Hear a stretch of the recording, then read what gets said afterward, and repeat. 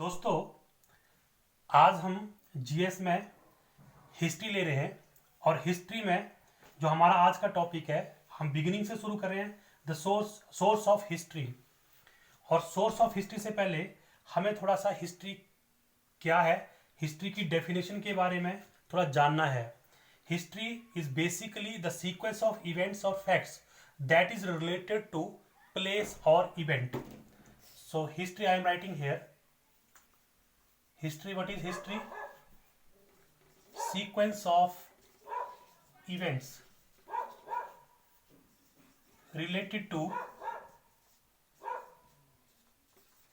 places and person. तो history में हम जैसे कि बोला गया सीक्वेंस ऑफ इवेंट्स है, जो ये इवेंट्स जो है वो रिलेटेड है या तो किसी जगह से या फिर किसी पर्सन से। हु वाज, जब हम जीएस पढ़ते हैं तो इसमें हमें एक चीज और ध्यान रखने की बात है। कई बार हमसे पूछ जाता है कि who was the father of history. The father of history is father of history is Herodotus.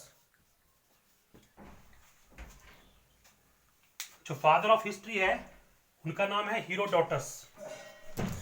ये भी आपसे कई बार पूछ लिया जाता है, और कोई भी सब्जेक्ट पढ़ने से पहले हमें इन चीज़ों का ज्ञान होना बहुत ज़रूरी है। इसके बाद अब हम डायरेक्ट अपने टॉपिक के ऊपर आएंगे, the source of history. The source of history, there are 3 sources of history. जब भी हम हिस्ट्री के सोर्सेज के बारे में पढ़ते हैं तो 3 तरह के हिस्ट्री के सोर्सेज हैं। Okay, the first one is literary, that is related to literature. Literary means literature. Second one, archaeological survey or archaeological events या archaeological survey. Third, foreigner account. जब भी हम लिटरेरी अकाउंट को देखते हैं तो लिटरेरी अकाउंट में there are 2 types of literary accounts. First one is religious literature. Second one is non religious literature. Religious literature कौन सा है? जिसमें हम पर्टिकुलरली किसी रिलीजन के बारे में लिखा हुआ है, जिस लिटरेचर में रिलीजन के बारे में लिखा हुआ है, जैसे जैनिज्म है, बुद्धिज्म है, हिंदुज्म है, क्रिश्चियनिटी है या इस्लाम है। तो वो सब जो लिटरेचर है, they are also the source of history. Another source of history in literature is non religious literature. कुछ ऐसे भी लिटरेचर्स हैं जो रिलीजन से रिलेटेड नहीं हैं, ठीक है, वो भी they also come under the source of history. Second one is archaeological source of history. Archaeological source of history, there are 3 types of archaeological source. First one is inscription, second one is numismatic, third one is monuments. Inscription are basically writings. खुतबा भी कई बार इनको बोला जाता है, हिंदी में खुतबा भी बोलते हैं। राइटिंग्स, दे आर, ये जो राइटिंग्स है, they are written on pillars, stone pillars, और कुछ रॉक्स के ऊपर ये इंस्क्रिप्शन पाए जाते हैं। तो they are also the source of history, और वो आता है आपका आर्कियोलॉजिकल में। न्यूमिस्मेटिक जो है, it is also called study of coins. Study of coins is called numismatics. आपको पता है ये जो मुद्रा है, कॉइन्स मीन्स मुद्रा, मुद्रा का जो चलन है वो पुराने समय से चला आ रहा है, ठीक है। तो मुद्राओं की स्टडी से, मुद्राओं को पढ़ने से भी हमें हिस्ट्री का ज्ञान होता है। जैसे कौन से समय में कौन सी मुद्रा चली, ये मुद्रा किस धातु की बनी है, कौन कौन से स्ट्रक्चर इस मुद्रा के ऊपर दिए हैं। जैसे कई बार हमें डायटीज के स्ट्रक्चर इनमें मिलते हैं, तो हम ये सब न्यूमिस्मेटिक से पढ़ते हैं और हमें ज्ञान होता है कि उस समय में कौन सी धातु प्रचलन में थी और कौन सी डायटी को उस टाइम पे पूजा जाता था। ऐसे सोर्स, और कौन से ट्री, कौन से जानवर उस समय पाए जाते थे।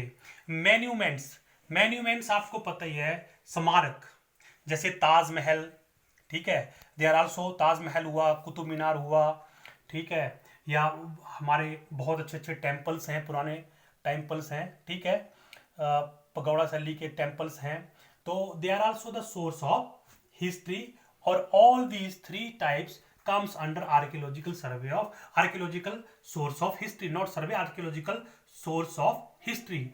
Foreigner accounts, in foreigner accounts,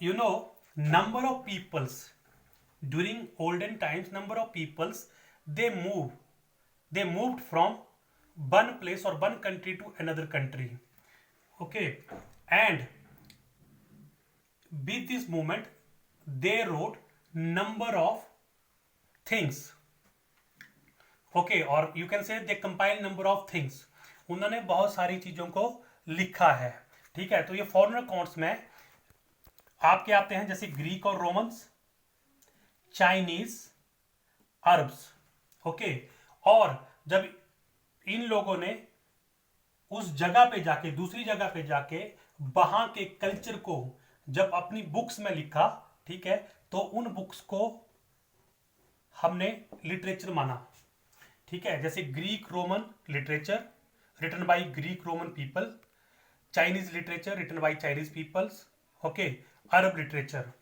जैसे फाहियान इंडिया में आया था, ठीक है, और ग्रीक्स आए थे, ठीक है, ग्रीक्स रोमन्स आए थे, इनमें भी बहुत सारे हैं, ठीक है, हीरोडोटस थे, ऑन्क्योक्राइटस थे, इस तरह के ग्रीक और रोमन्स रहे हैं। अरब्स भी एल्बेरूनी मोहम्मद गजनी के साथ आया था, तो ये इन सब इंडिया में जब मोहम्मद गजनी ने इन्वेजन किया था तो उस समय पे ये लोग इंडिया उन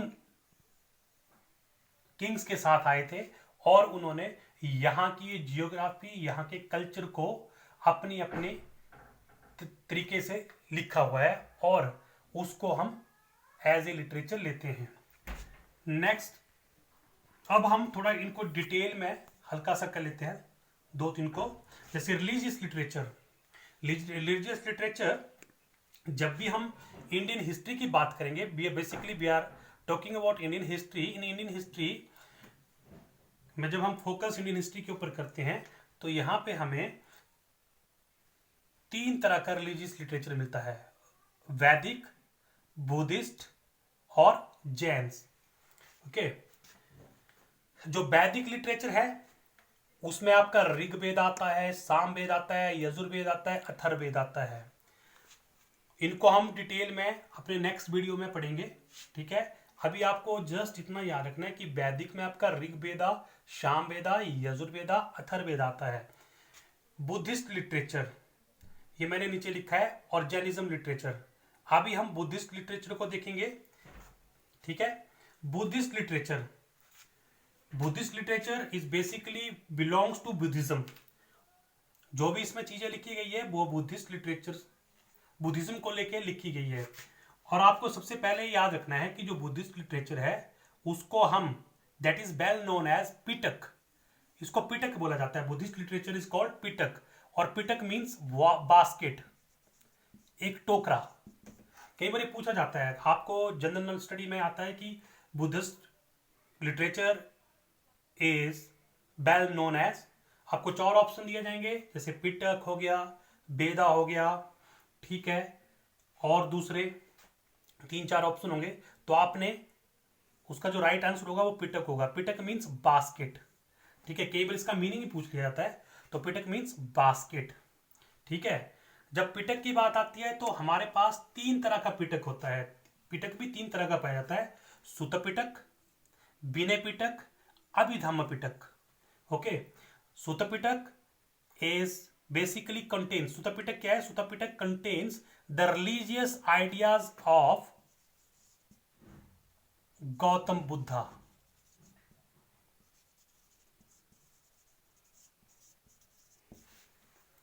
ठीक है। पिटक, सुत पिटक जो है इसमें क्या दे रखा है आपका? Religious ideas of Gautama Buddha. Vinay, Vinay means विनम्रता, विनम्रता means code of conduct, means when you are in Buddhism, आपका उस टाइम पे कैसा कोड ऑफ कंडक्ट होना चाहिए, आपका आचरण कैसा होना चाहिए, ठीक है, that is given in Vinaya Pitaka.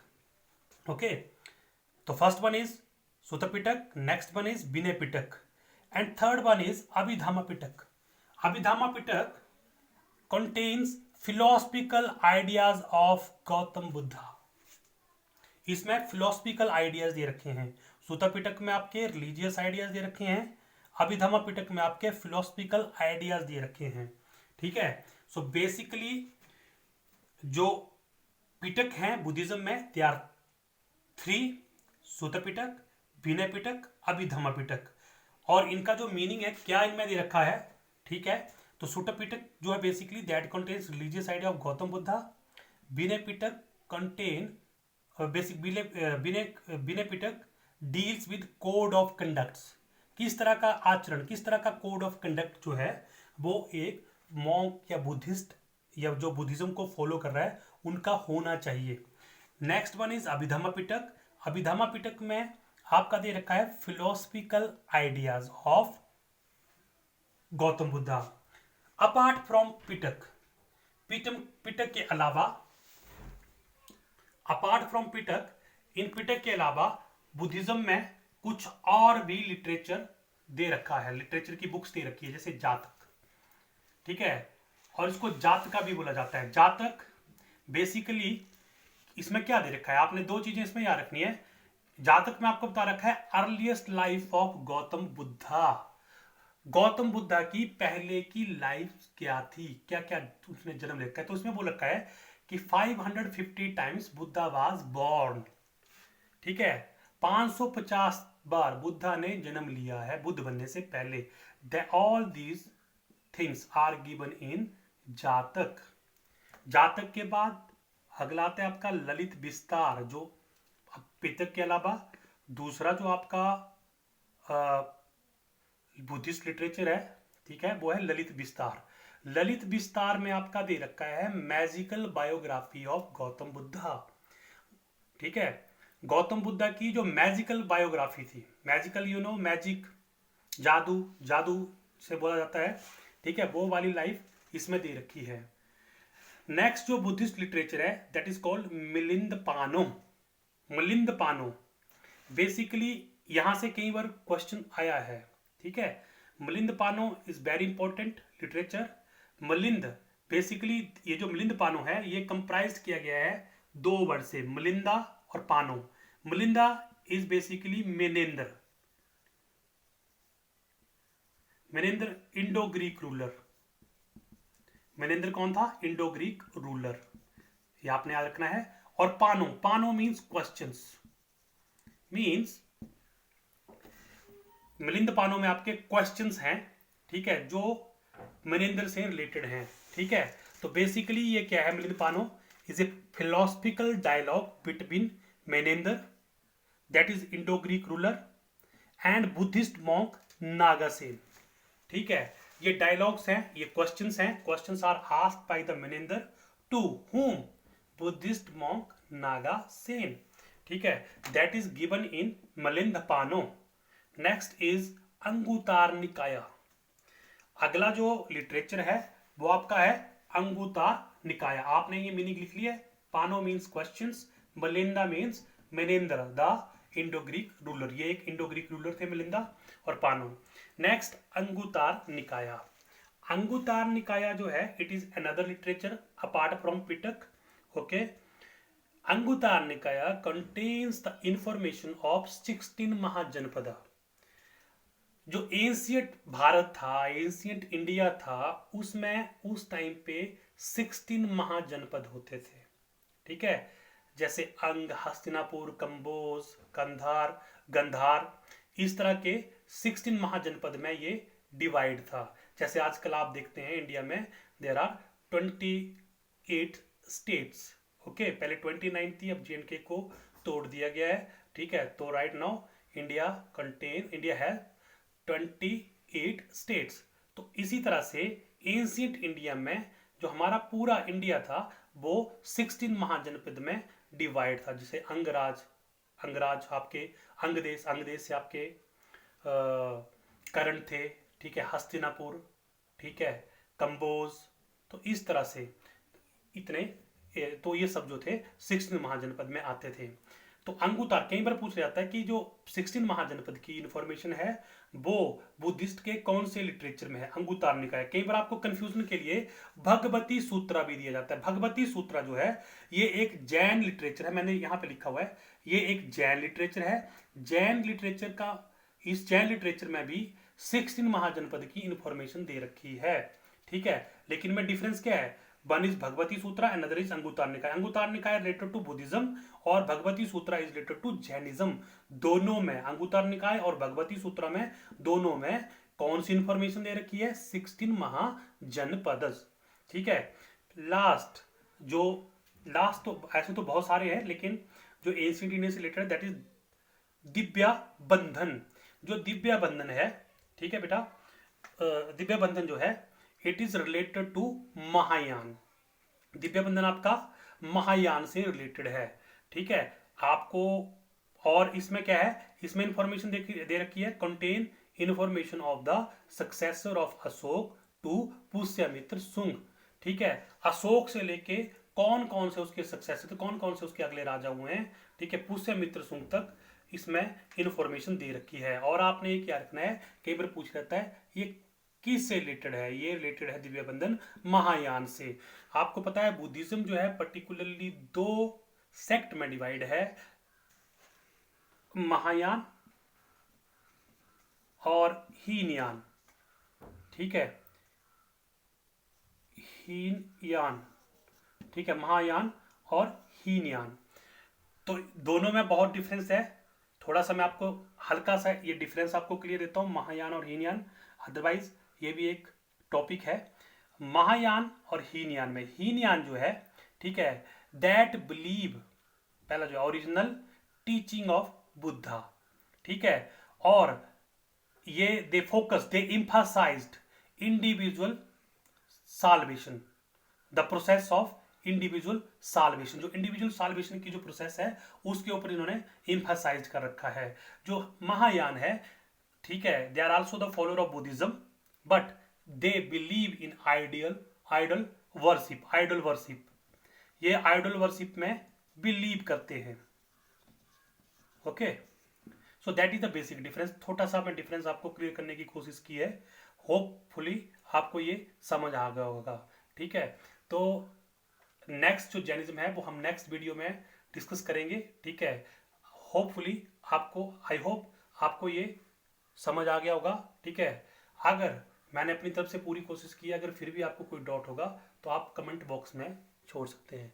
Thank you very much.